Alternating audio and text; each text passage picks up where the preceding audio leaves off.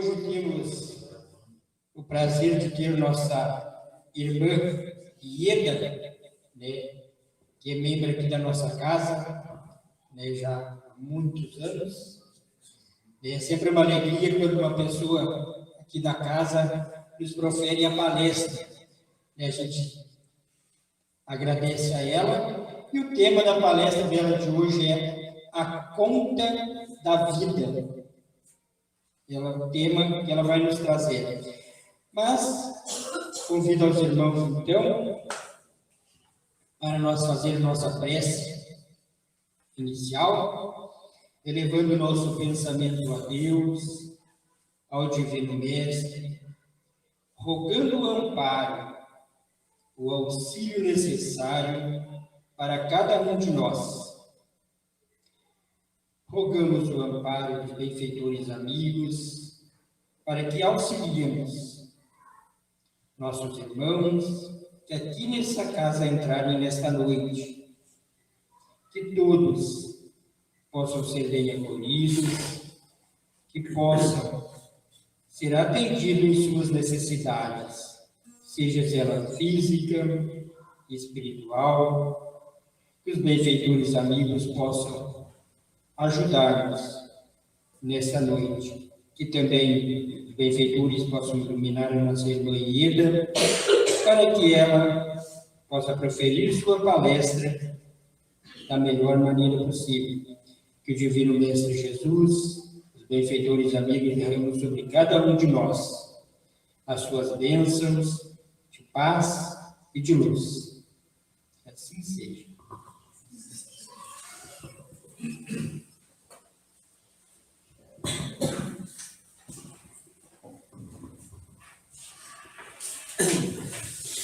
Boa noite, então. Sejam todos muito bem-vindos à nossa casa. Ficamos sempre muito felizes com a presença de cada um de vocês aqui e que Jesus, nosso Divino Mestre, possa nos guiar nessa nossa exposição dessa noite. Hoje vamos falar sobre uma pequena história ditada pelo espírito Neio Lúcio e psicografado por Chico Xavier. Acredito que todos aqui saibam quem foi Chico Xavier, né? Até está passando um documentário no YouTube sobre ele, Chico Xavier, a luz que não se apaga. E eu recomendo a gente dar uma olhada nesse documentário para a gente ter uma noção de quem foi esse expoente, essa pessoa, né? Esse expoente da doutrina espírita, que nos trouxe sempre muita luz nas suas palavras. Ele que foi um apóstolo de Cristo da modernidade, porque ele realmente ensinou tudo que Jesus trouxe, o amor, a caridade, a fraternidade e principalmente a humildade. Chico Xavier, ele exerceu isso durante a vida inteira dele. Ele exercitou isso durante sua vida inteira. Chico Xavier foi um médium realmente por excelência. Os espíritos ditaram a ele mais de 400 livros. Ele psicografou mais de 400 livros. E dessas edições todas, ele não pegou para ele nem um centavo sequer. Todo o dinheiro arrecadado na venda desses livros, ele doou a pessoas necessitadas, a famílias que precisavam, a instituições de caridade e instituições espíritas. Que ele seja um exemplo realmente para a gente. E como estamos falando de Chico Xavier, e hoje eu também trago um conto que fala sobre o aproveitamento do tempo, que é uma das lições que tem nesse conto, eu vou só ler uma pequena frase de Chico Xavier para termos a noção da grandiosidade desse espírito. E ele disse, já na sua maturidade, depois de ter muito trabalhado pela doutrina, ele disse: às vezes penso em como os espíritos conseguiram escrever tanto por meu intermédio. Eu não sei a técnica que eles utilizaram comigo para o aproveitamento do tempo. Mesmo assim, sinto que desperdicei muito tempo sobre a Terra, os problemas inúteis que criamos são formidáveis teias de aranha para o nosso espírito. Nos enredamos, nos envolvemos em tanta coisa sem razão de ser, que no final de um mês ou de um ano, verificamos que, em termos espirituais, quase não saímos do lugar. Agora é que estou percebendo como a vida no corpo passa depressa. A gente tem que lutar contra o comodismo e a ociosidade. Caso contrário, vamos retornar ao mundo espiritual com enorme sensação de vazio. Dizem que eu tenho feito muito, mas para mim, não fiz 1/10 do que deveria ter feito. Bom, eu não quero nem comparar com o que eu tenho feito para não ficar um pouquinho desanimada, né? Se Chico Xavier disse isso, né? Imagina a grandiosidade, a humildade dessa pessoa. E para que vocês entendam melhor o que Chico nos quer dizer com isso, eu trago aqui uma reflexão. E essa reflexão serve para a gente ver de que nós somos responsáveis por tudo aquilo que fizemos durante a passagem do tempo. Nós somos o que fizemos de nós, né? O cuidado com as nossas escolhas, a atenção especial para as leis que sempre estão ditadas nos nossos livros espíritas, as leis morais, também a lei do trabalho. Produzir, estimular a produção de algo positivo no decorrer do dia e ao longo do tempo. Despertar para a necessidade da nossa evolução e da evolução do outro, da evolução da humanidade como um todo. E para que isso fique bem entendido, para que essa nossa conversa fique mais clara, é que eu trago aqui esse conto, né, ditado bem Neio Lúcio, e está contido no livro Alvorada Cristã, do Chico, no capítulo 17. E este conto se chama A Conta da Vida. E inicia assim. Quando Levindo completou 21 anos, a mãezinha recebeu os amigos, festejou a data e solenizou o acontecimento com grande alegria. No íntimo, no entanto, a bondosa senhora estava triste e preocupada. O filho, até a maioridade, não tolerava qualquer disciplina. Vivia ociosamente, desperdiçando o tempo e negando-se ao trabalho. Aprendera as letras a preço de muita dedicação materna e lutava contra todos os planos de ação digna. Recusava bons conselhos e inclinava-se francamente para o desfiladeiro do vício. Este livro ele foi editado em 1948. E eu gosto de trazer essas datas para a gente verificar, né, que o que vem acontecendo em nossos lares, isso já acontecia nos lares desde muito tempo, ou desde o início dos tempos mesmo, né? A gente sempre pensa que é coisa que acontece agora, né? E nossos pais teimam em nos dizer que antigamente não era assim, né? Que as famílias eram diferentes. Mas a gente tem que pensar que esses problemas de educação, da condução, da nossa estrutura familiar, eles sempre existiam. O que divergia, na verdade, é que a população era menor, as casas ficavam afastadas umas das outras e os vizinhos não tinham tanto acesso às nossas conversas para passar adiante. Todas as informações não eram tão globalizadas, não existiam essa rede social, né? E as coisas também eram um pouquinho mais camufladas, colocadas embaixo do tapete. Mas isso sempre aconteceu. Evidente que cada situação, ela sempre vai acontecer de acordo com a intensidade do seu tempo.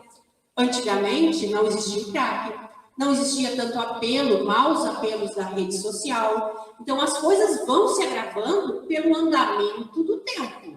Mas os problemas sempre existiram.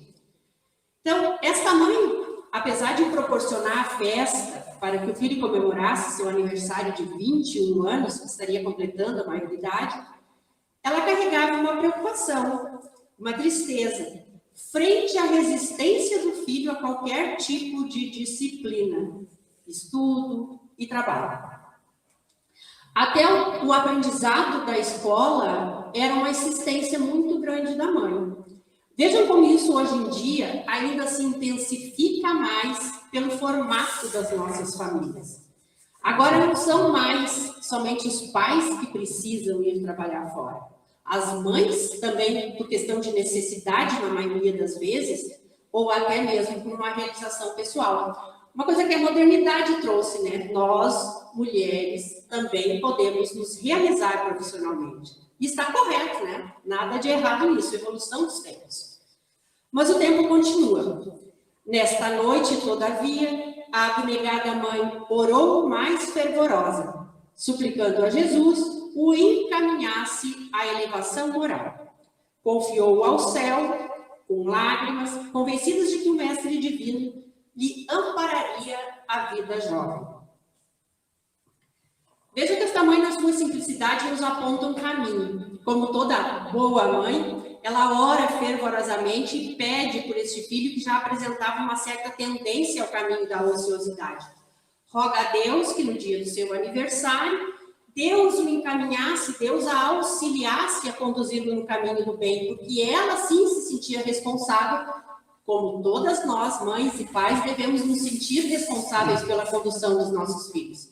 O caminho que depois eles teimam em seguir, na verdade, é uma opção deles, mas nós devemos fazer tudo o que conseguirmos para conduzir bem os nossos filhos. E ao invés do desespero, do desânimo, de achar, não, meu filho não tem mais jeito, essa mãe orou, né? E ela se entrega à prece. Ela ora, confia naquele que realmente poderia trazer esse alento, ou esse auxílio para conduzi-la naquela tarefa que ela já não se achava tão apta a levar sozinha. E o texto continua. As orações da devotada criatura foram ouvidas no alto, porque Levindo, logo depois de arrebatado pelas asas do sono, sonhou que era procurado por um mensageiro espiritual a exibir largo documento na mão. Intrigado, o rapaz perguntou-lhe a que devia a surpresa de semelhante visita. O emissário fitou nele os grandes olhos e respondeu: meu amigo, venho trazer-te a conta de tudo o que foi dispensado até agora em teu proveito.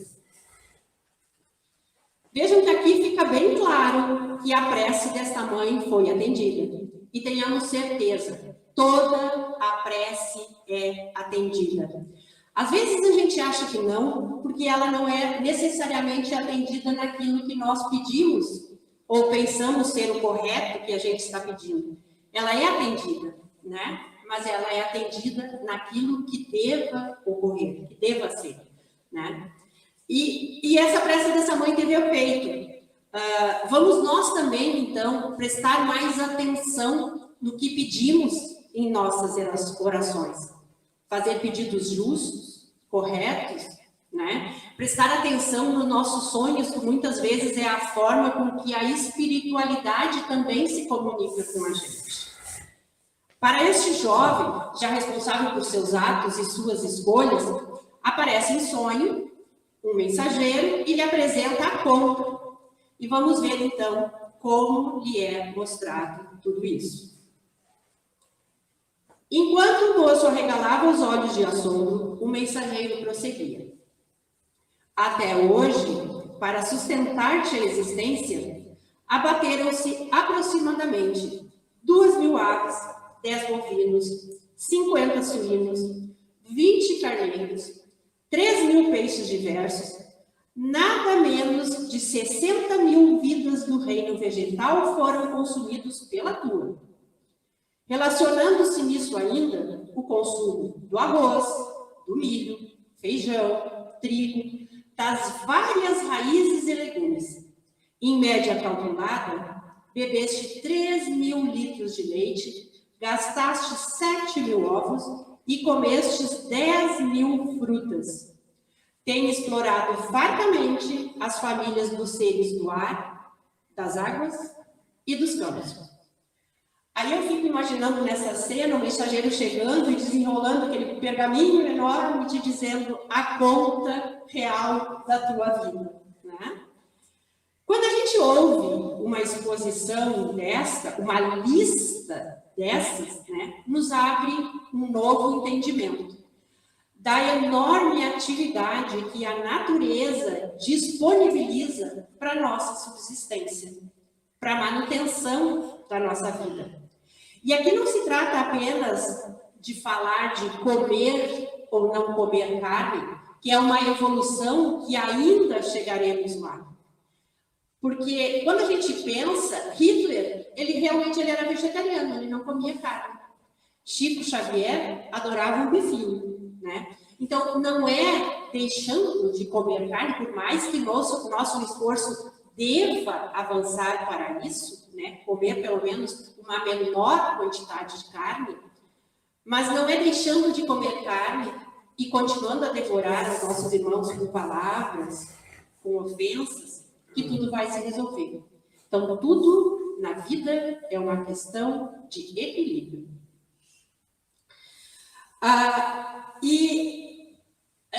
Toda a cadeia vegetal, frutas, água, o ar que a gente consome, tudo isso faz parte da conta. E alguém aqui tem uma dúvida que o ar que a gente consome é um alimento? O ar saudável, o ar puro, a gente respira, vai para a nossa corrente sanguínea, leva oxigênio para todo o nosso corpo, o sangue distribui esse oxigênio por todo o nosso corpo. O sol que nos fornece a vitamina D. Então, a Terra está sempre nos alimentando de uma forma ou de outra, e a gente nem percebe. Nós simplesmente não vemos isso. Vivemos correndo de um lado para outro e nos damos conta somente das contas que liquidamos com o dinheiro. Essas eu percebo. Eu penso que eu pago todas. Não, mas eu pago todas as minhas contas. Veio a conta da luz, estou pagando. O boleto que eu comprei na geladeira, estou pagando. Simples assim, né? Pago com o meu dinheiro. Mas e a conta? A verdadeira conta da vida. A gente está se percebendo dela, ela não funciona dessa forma. O tipo de conta que foi apresentado ao Levindo no conto, nunca pensamos sobre ela. O quanto o universo se mobiliza e despende em nosso favor. O quanto o universo despende em nosso favor. E justamente foi apresentado em número e de uma forma dura, até, para que fique bem claro, para que ele entenda que toda a cadeia movimentada, precisa ser cuidada. Consumir com consciência, de forma a proteger, cuidar e colocar, para que outras pessoas possam também disso usufruir. Se com o meu recurso, se com o meu trabalho eu não consigo recolocar da mesma forma, que eu faça um outro trabalho útil para que outro recoloque desta forma no meu lugar. Somos uma grande cadeia. Uns trabalham para o bem dos outros e todos para o bem da nossa terra. Sem excessos, com responsabilidade, equilibrar inclusive nossa alimentação e não somente por uma questão planetária, questão da nossa saúde, da nossa educação. E Nélio Lúcio segue. Olha como é interessante o relato que ele faz agora. Só aumenta a nossa conta. O preço dos seus dias nas hortas e pomares vale por uma devastação. Além disso, não relacionamos aqui os sacrifícios maternos. Também está na conta, né? Os sacrifícios que nossas mães fizeram por nós. Os recursos e doações do teu pai. Os obséquios dos amigos e as atenções de vários benfeitores que te rodeiam. Em troca, que fizeste de útil? Não restituíste ainda à natureza a mínima parcela do teu débito imenso. Acreditas, porventura, que o centro do mundo repousa em tuas necessidades individuais e que viverá sem contas, no domínio da criação? Produze algo de bom, marcando tua passagem pela terra. Lembra-te de que a própria erva se encontra em serviço divino. E quando a gente ouve isso, até a própria erva se encontra em serviço divino, a gente percebe que árvores, plantas, todo o verde, ele tira, sim, o sustento da terra. Mas como ele devolve? Ele absorve o gás carbônico, que faria mal para a nossa saúde, faz a fotossíntese e nos devolve o ar, que é elementar para a nossa subsistência. E aí ele conclui: não permitas que a ociosidade te paralise o coração e desfigure o espírito. Vejam essa frase. Não permitas que a ociosidade te paralise o coração e desfigure o espírito. Isso foi ditado por Ney Lúcio. Mas reparem que, além disso, ele ainda disse: o preço dos teus dias vale por uma devastação. E mais do que isso, ele não relacionou, né, os sacrifícios maternos, a gente não conta, os recursos que o pai nos oferece, monetário, inclusive, né? Favores dos amigos, a atenção dos vários benfeitores que te rodeiam. A gente está sempre sendo auxiliado a todo momento e a gente não percebe, muitas vezes mal agradece, não é? A conta da vida, então, ela fica cada vez um pouquinho maior. Perceberam o quanto é despedido em cuidados para que possamos ajustar o nosso caminho? Não se trata somente do consumo de recursos do planeta. Não estou falando aqui somente disso, mas de tudo, desta rede de bons espíritos que sempre atuam para nos conduzir para o bem, por bons caminhos. E não poucas vezes, né, por livre e espontânea vontade, nós escolhemos seguir o caminho contrário, o mais difícil, o mais longo, né? E ninguém nos fica induzindo a isso, a não ser nós mesmos, né? Nós não somos constrangidos, agimos erroneamente por nossa escolha. Aí a gente percebe como a gente dá trabalho para os nossos guias espirituais, para os nossos mentores, né? Eu vou lhe dizer, confessar que o meu é muito guerreiro. Eu tenho certeza que ele ainda não desistiu de mim, né? E juntos nós vamos caminhar ainda e conseguir pelo menos evoluir um pouquinho mais. Mas assim sempre foi com os nossos avós, com os nossos pais, né? A vida é uma grande experiência, é um grande aprendizado. E por isso a gente não pode desistir nunca. Devemos continuar e aprender sempre, estar disposto a aprender sempre. E finaliza o texto, o conto de Ney Lúcio. O moço espantado passou a ver o desfile dos recursos que havia utilizado e, sob forte espanto, acordou.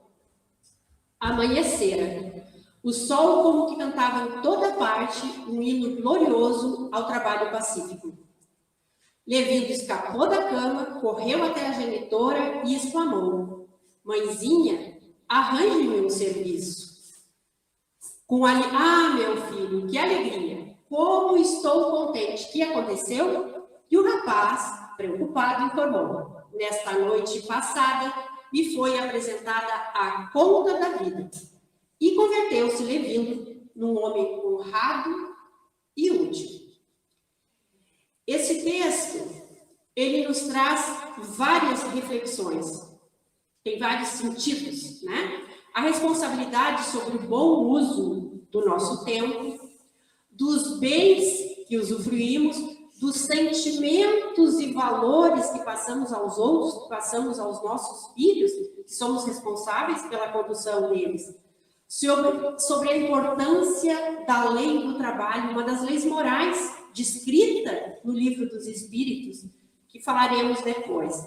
Porque antes, eu prefiro citar um parágrafo do Evangelho, segundo o Espiritismo, no capítulo 16, no item 13, que é o seguinte: O homem, sendo depositário, o gerente dos bens que Deus depositou em suas mãos, lhe será pedida severa conta do emprego que dele tiver feito, em virtude de seu livre-arbítrio.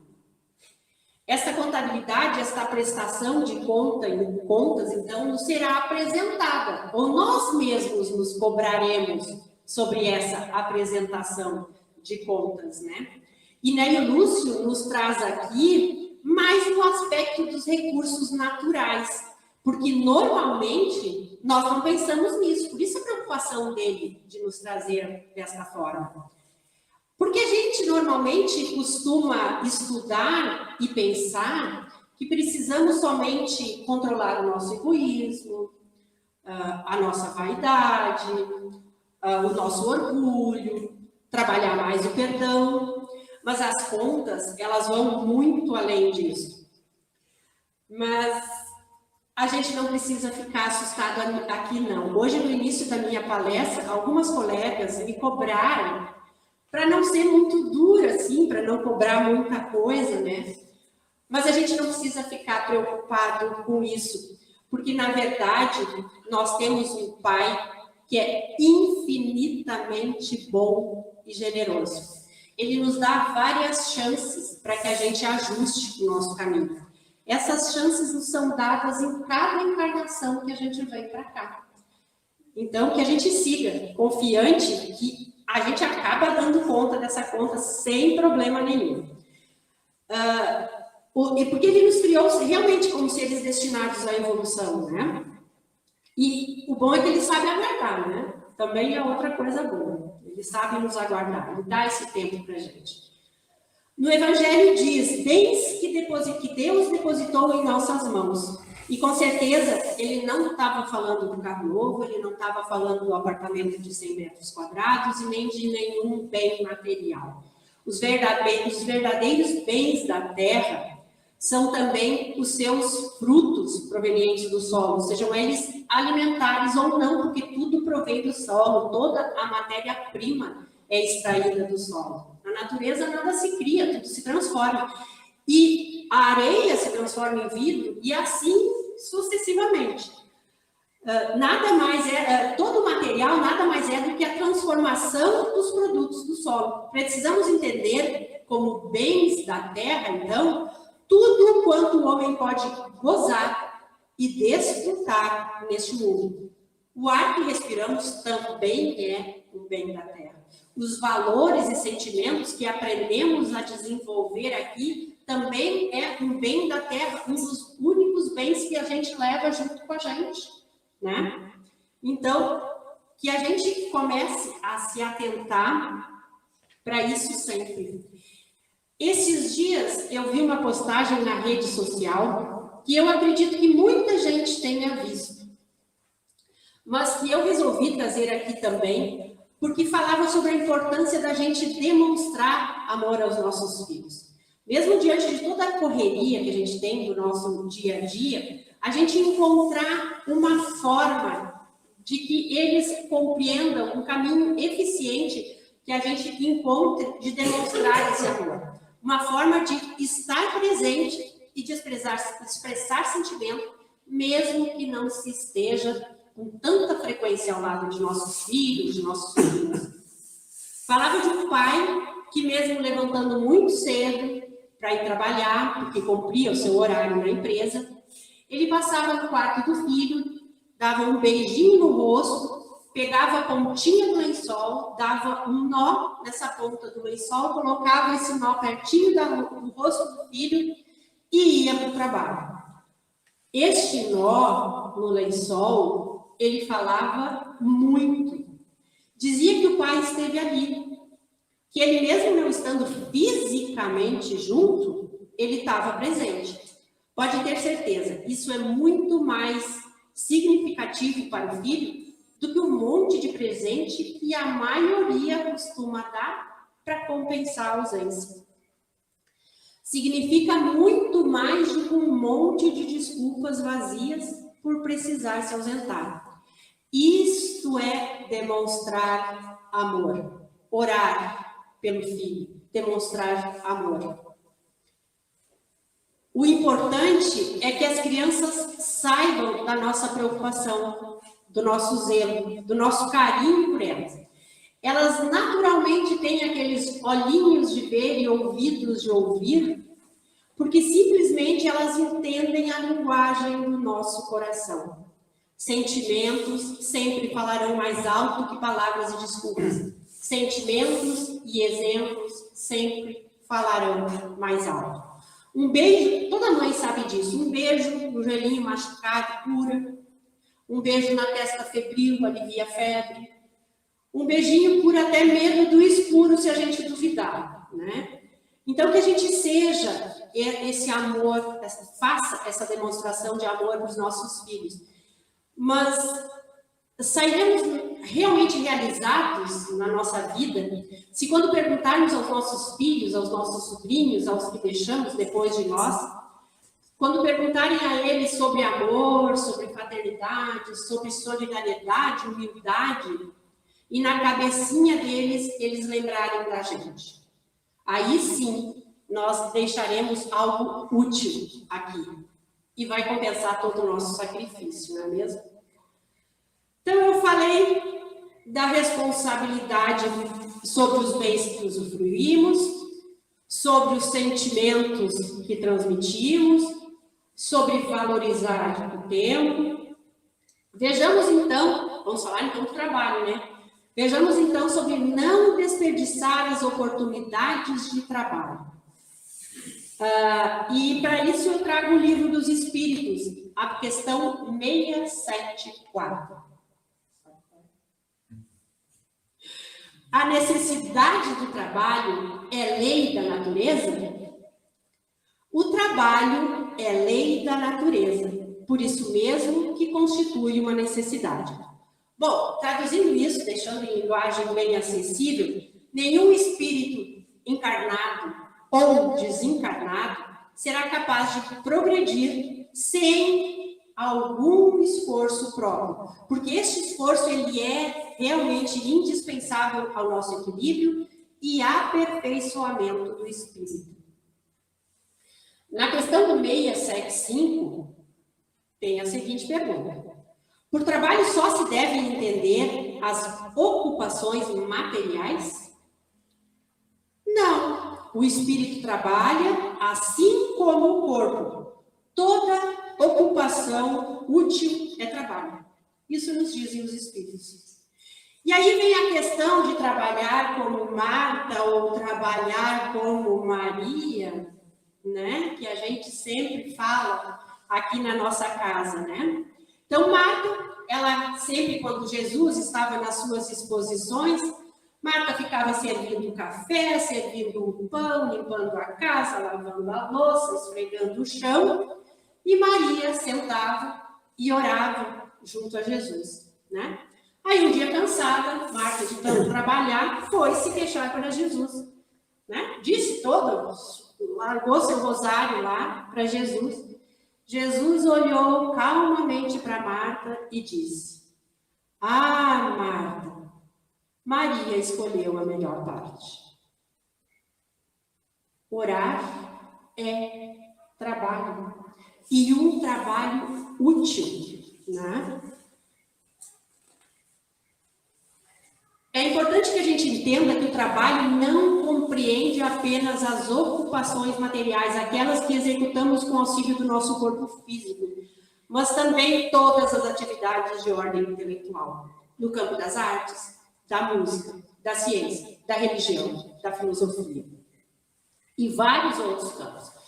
E é justamente utilizando o trabalho como veículo de renovação que nos transformamos para melhor. Nossos hábitos nos transformamos como um todo. E aos poucos transformamos os outros e transformamos o resto de tudo. E é isso que nos diz Joana de Ângeles no livro Estudos Espíritas, psicografado por Divaldo Franco. O trabalho é também lei da natureza, mediante a qual o homem forja o próprio progresso.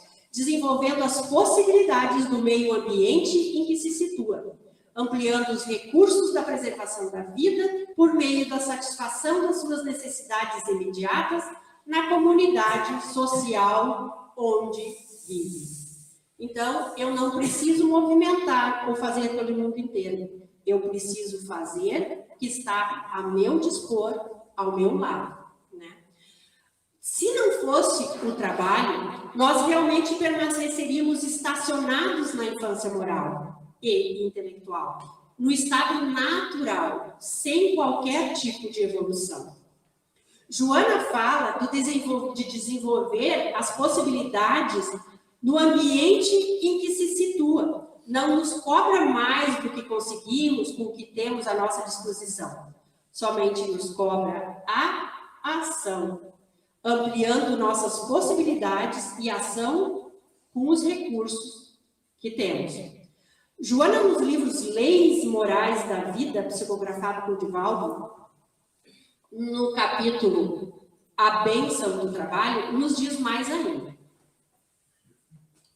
O trabalho, ao lado da oração, e eu gosto disso porque é uma dupla imbatível, o trabalho ao lado da oração, o mais eficiente antídoto contra o mal, porque conquista valores incalculáveis com que o espírito corrige as imperfeições e disciplina a vontade.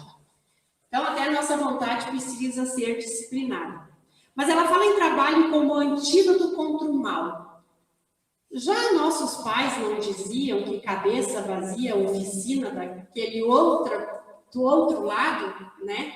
A gente precisa do trabalho ocupar a nossa mente realmente, né?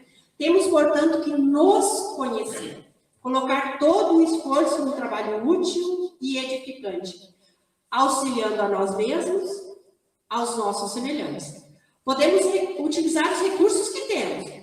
O recurso orgânico, mexer com a terra, o recurso material, na fabricação de alguma coisa, intelectual, produzindo músicas, orações, palestras, utilizando cada um os recursos que possui ou que quer desenvolver. No meu caso, que quer desenvolver, né? Mas a gente vai indo, a gente vai aprendendo. Por isso, conhecer a si mesmo e arregaçar as mangas é fundamental. Vale lembrar aqui que, junto com o trabalho, temos outra lei natural correspondente, que é a lei do repouso, tá, gente? Descanso, diz no Livro dos Espíritos, descanso necessário ao refazimento do corpo físico e do intelecto. Mas este Livro dos Espíritos, ele também nos alerta, o qual não deve ser confundido com preguiça ou ociosidade, que constitui o descanso inoperante e imerecido. E uma coisa é absolutamente certa. Para nosso adiantamento moral, nosso adiantamento intelectual, não existe milagre.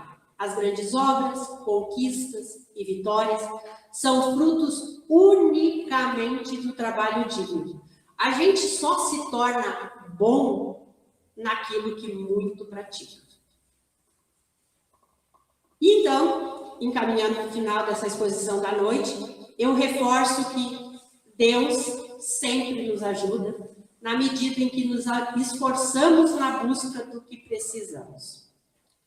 A oração, ela é e sempre será nossa grande aliada. Tudo concorre realmente em nosso favor quando trabalhamos com afinco, com humildade, com fé e com confiança. Acreditem sempre, Deus é infinitamente justo e bom. Que a espiritualidade maior possa sempre nos orientar em direção ao trabalho edificante no bem, para que possamos, assim, honrar, em primeiro lugar, ajustar, e aos poucos, com o auxílio de Deus, de Jesus, ir fazendo a nossa parte, e assim, quitando, mesmo que a passos lentos, a nossa conta da vida. E assim, finalizo essa exposição desta noite, Agradeço imensamente a casa pela confiança de sempre e a todos pela presença e por ter nos escutado, evidentemente. Que Deus nos abençoe e seja conosco em nossos corações, hoje e sempre. Gratidão.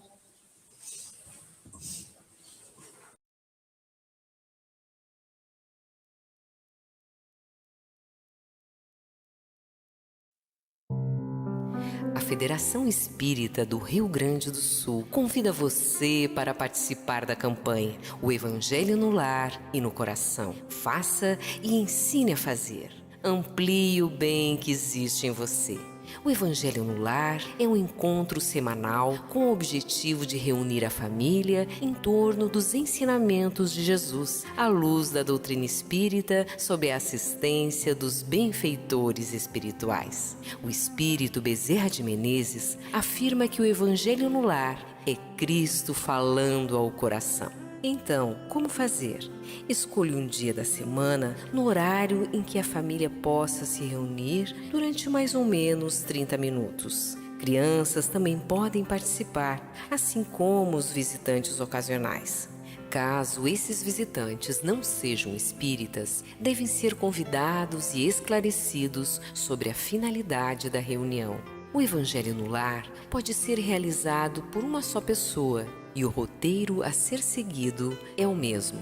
É recomendado deixar sobre a mesa uma jarra ou um copo com água para cada participante, a fim de ser magnetizada pelos benfeitores espirituais. Roteiro para a reunião. Inicie com uma prece simples e espontânea.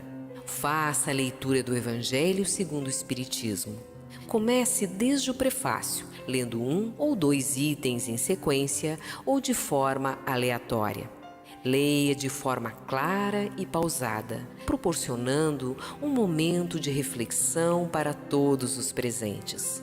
Comentários sobre o texto lido devem ser breves e contando com a participação dos presentes, deixando claro o ensino moral aplicado às situações do dia a dia. Após, faça preces pelo próprio lar, pelos parentes, pelos amigos e por todos os que estão ligados à família, encarnados e desencarnados, pela comunidade, por todos os que governam e administram, pelo país e pela paz no planeta. Peça que a água seja magnetizada pelos benfeitores espirituais. Encerre com uma prece simples, sincera e preferencialmente espontânea, agradecendo a Deus, Jesus e aos bons espíritos. Após a prece, beba a água magnetizada. Lembre-se que a prática do Evangelho no Lar não deve ser transformada em reunião mediúnica. Toda intuição e inspiração que possam ocorrer devem ficar no campo dos comentários gerais no momento oportuno. Paz no lar, paz na humanidade. Participe da campanha O Evangelho no Lar e no Coração. Amplie o bem que existe em você. Faça e ensine a fazer. Saiba mais em www.fergs.org.br ou afa@fergs.org.br.